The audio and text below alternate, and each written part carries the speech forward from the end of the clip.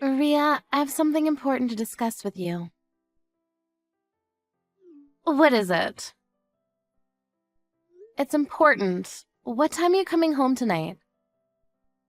I'm out now, so I don't think I'll be home until very late. Can we speak tomorrow? Where are you and what are you doing? I'd like you to come home as soon as possible so that we can talk. It's really important that we talk tonight. But I told you I'm out. Can't this wait? Or better yet, can you speak to Kevin about it? By the way, are you at the house right now? I am. I'll be waiting for you at my parents' house. I want you to come home as soon as possible. Where's Kevin today? He's still at work and hasn't come home yet. Where are you now? Do I have to tell you that? I don't think that's something that I need to share with you. Where you go is not my business, but if it's not that important, I'd like you to prioritize family today. I'd like you to come home right away. What's going on? If it's so urgent, can't you just tell me now? Fine, I'll ask you over chat. What did you do with my father's bank book? Huh? What bank book are you talking about? You know what I'm talking about, right? The fact that you're lying about it means that you're guilty. I was shocked to find out what you did, and used all of his money without asking for permission. I have no idea what you're talking about. You're being ludicrous. Can you ask Kevin about it? Don't involve Kevin. We know that you did it on your own. If you're not going to confess, we could just report it to the police. Is that a threat? Why are you making such a big deal about a lost bank book? Your father has gone senile and he probably lost his bank book. I'm sure of it. I'm sure he's not even looking for it. My father is not senile and he also suspects that you took his bank book from him. You don't know that he's senile because you don't live with him. He's very forgetful these days. The issue is not whether my father is forgetful or not. We found the missing bank book in your room. What? Well, if you found it, what's the problem? The room also belongs to Kevin. I'm not the only one that uses that room. How could you go into our room without permission? That's an invasion of privacy. You're the one committing a crime here, not me. You don't seem to get it. My father called me to say that his bank book was missing, and then I spoke to Kevin about it. So you already spoke to Kevin then? If you already got in touch with him, why get in touch with me too? Kevin gave me permission to go into your room. Well, I certainly didn't give you permission to go through my stuff. And I found the missing bank book in one of the drawers. You took the bank book that had the most money in it. And I saw that you had taken all the money out. What did you do with the money? Why are you asking me? I don't know. I'm sure that your father used the money for something and forgot about it. Either way, this has nothing to do with me. I see. If that's how you're going to play it. My father is clearly in distress because of what you did to him. You used up all the money that he had saved for his post-retirement. How many times do I have to tell you? It wasn't me! Don't blame me. You don't have any proof. You need to calm down. I think you're the one that needs to calm down. The way you write your chats isn't a style that is used by most people in their 30s. You need to grow up a little. My friends tell me that I sound young for my age. I'm sure that they're complimenting me. I don't think they're complimenting you. You committed a crime. Even if you're married to my brother, it's a crime if you take a family member's money without their consent. Why do you think I did it? It wasn't me. Who else could it be? This is serious. You committed a crime. I went to the bank with my father. They told us that a woman had come into the bank several times with my father's bank seal and taken out money from the account. They showed me that person's signature, and it was your name on the papers. Oh, so you know then. I didn't think the bank would show the signed papers to anyone. Don't they know what client confidentiality means? Well, the account belongs to my father, so I think he has every right to know who took money from his account. What did you use the money for? Why do I need to tell you that? Your father lives on his own, and it's not like he needed the money for anything. He doesn't have to provide for your mother anymore, and Kevin pays some money to your father as rent, so he won't miss any of the money that I spent.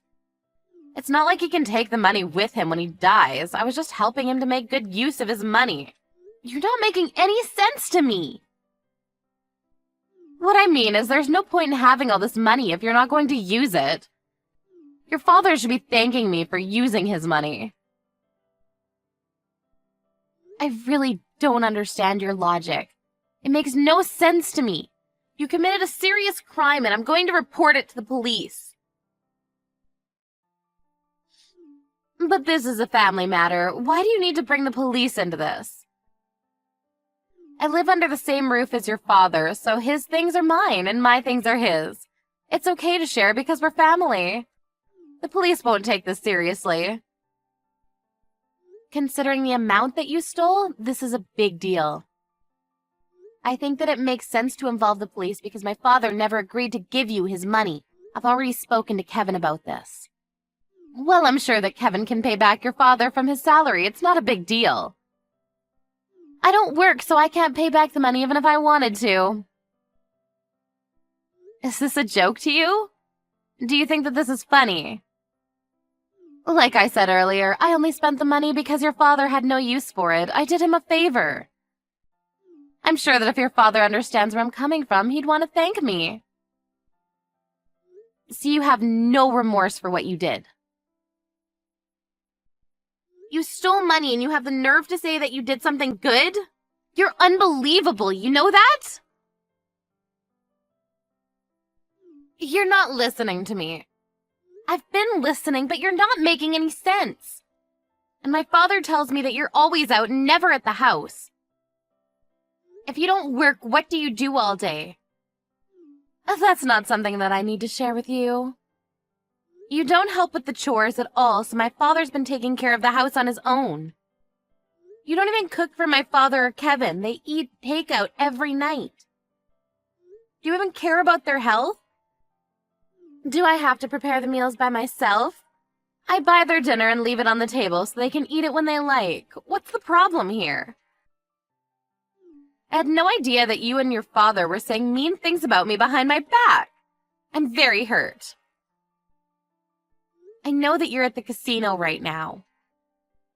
What? I know that you have a gambling addiction. Kevin told me about it, and he also told me that you promised that you'd stop gambling when you guys got engaged. Kevin believes that you've been keeping your promise to him, but if he knew that you were at the casino right now, what would he think of you? What casino are you at? Fine, I won't deny it. I'm at the casino. I didn't win any money today, so I'm taking a break and chatting with you. You're delusional. Kevin is also crazy for falling in love with you. You were his first serious girlfriend, so he didn't know any better. Kevin loves me for who I am.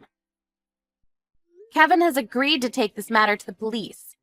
I'm sure that Kevin will talk to you after he gets off work, but he wants to divorce you. So you should be prepared for that. Huh? A divorce? Kevin would never leave me. He loves me too much. I don't think that Kevin feels the same way. What? Kevin did love you very much, but when he found out that you stole his father's money, he was shocked to see the least. And if he finds out that you're still gambling, basically he married a liar. So you used our father's hard-earned money on gambling. It's unforgivable. Look, I haven't spoken to Kevin yet, and you're putting words in his mouth. I'm going to clear the air with Kevin when I see him later. You can say what you want, but I won't believe a word that comes out of your mouth. Right back at you. Yeah, whatever. You can make up all the excuses that you want, but I won't believe a word that you say to me. The only thing I ask is that you return the money that you stole and that you move out of the house. I never want to see your face again. I live there. You can't kick me out of my own house. We can't let you back into the house. You might steal something. I'm going to stay with my father and Kevin tonight, so if you want to try to come home, I won't let you in. Why don't you sleep outside, you ungrateful bitch?